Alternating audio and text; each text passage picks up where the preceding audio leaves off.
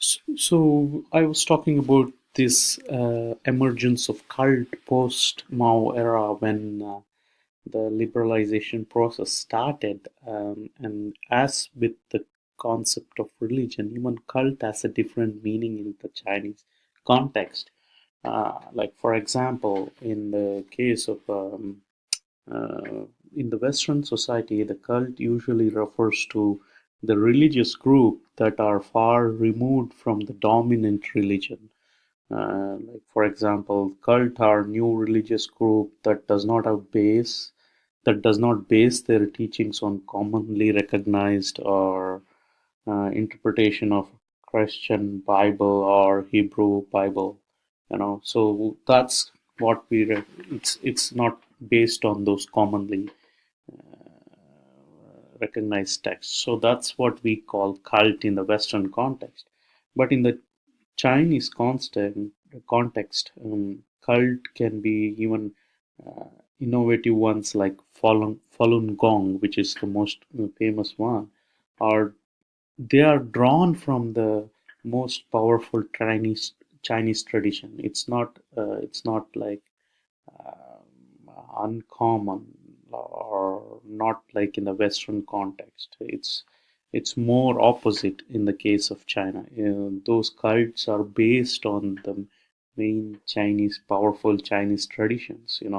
So you see that the cult does not seem to capture the realities that again it seems to not fit with what Western concept of the cult is. So we see this all those cults emerging, and the most powerful one is the Falun Gong.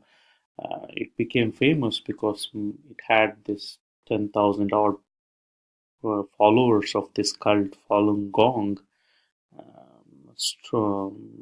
going to the government building and protesting, and that's where it became famous. And then China Communist Party rounded them up and arrested them, and then that's how it became. But anyway, that's what the religious scene in China is like now. There is this emergence of cult, and we see a lot of cults members being increased in China. But at the end of the day, another important thing which we see is that government is the chief arbiter of belief. When I say this, I mean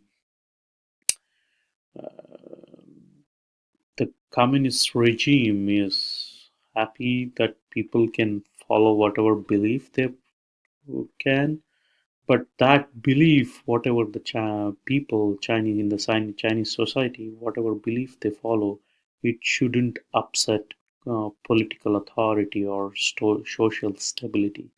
And that's where this the famous Dalai Lama thing comes in, because I mean it's effectively challenging the political authority of China over Tibet, and that's where they have these issues, and they want to have a say in electing the next Lama, but you know, so that's where they ran into problem, and the basically it's that's government is the one which uh, decides whether the belief you follow is okay or not. It's kind of like, yeah, you can follow your own religion, but if that belief system upsets political authority, no, you cannot follow that belief. So that's where the communist regime is still the final arbiter of like whether you can follow a particular belief or not. And related to that is that constitution provides protects the freedom of religion.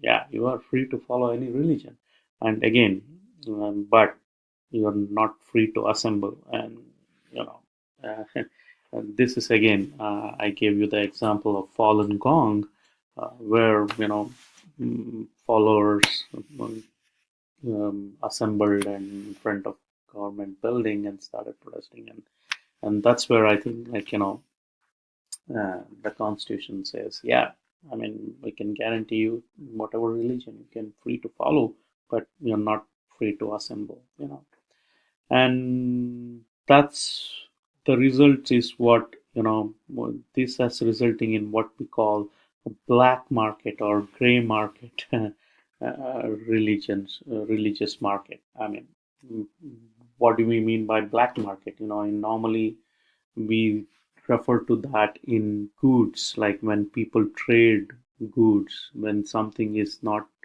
openly traded, something is traded underground or illegally, we call that as black market. And I think that's where mm, uh, uh, in China's case you see that state is reluctant to register any new form of religious structures like in the form of church, mosques, or temples.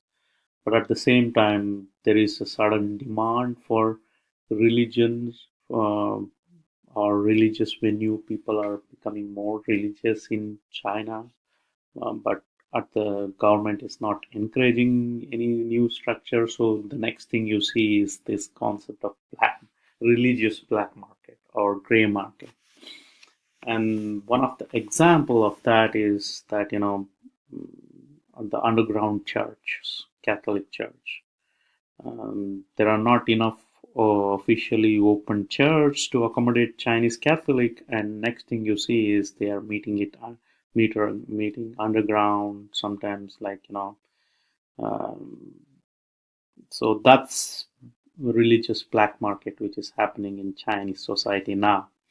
An example of gray market would be like the Protestant or Catholic clergy who carry out services who are approved by state, but they also quietly preach and practice those uh, things which are not approved by government officials. So it's kind of great that in that way, yes, they are government approved, but they are also doing things which are not approved. So that's so basically it's the existence of both black market and gray market in terms of religion, because as we see the demand for religious structures far outweigh the supply of such religious venues for people to practice. So then that's leading to this religious black market.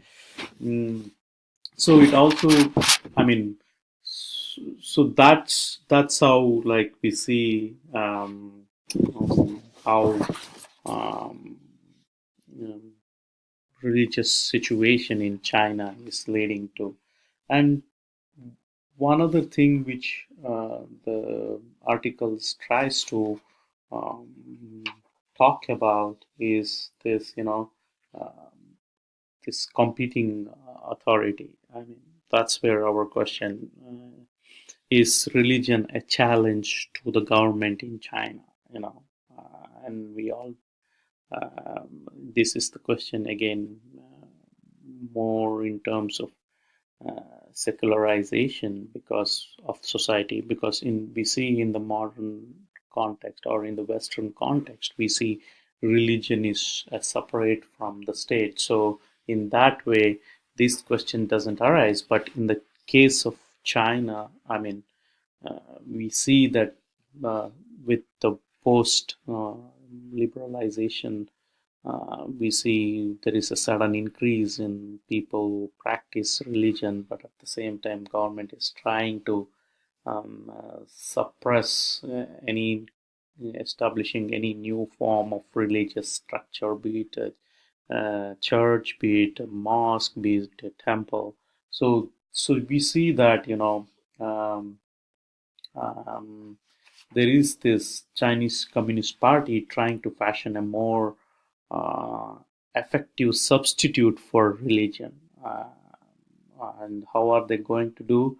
They are trying to remodel or restructure communist ideology or Marxist ideology with that of Confucian's ideology. In that way, there is this um, refashioning so that this feudal superstition is suppressed gradually through education, and these evil cults like Falun Gong, which they call it as an evil cult, are ruthlessly suppressed, and that's what the um, Chinese government is trying to do now.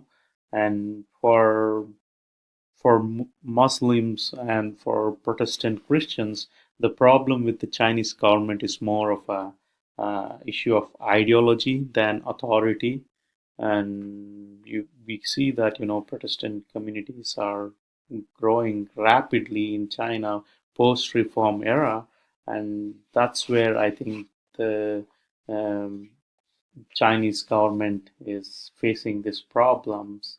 And again, we all know about how China is suppressing the Muslims, and again, the Uyghurs uh, uh, of northwest part of China, where they are all put in kind of a camps system there, and they are trying to kind of brainwash their ideology. But anyway, all this exercise again is for China to. It's the question of authority. Government wants to have this authority, and they feel threatened by these religious practices.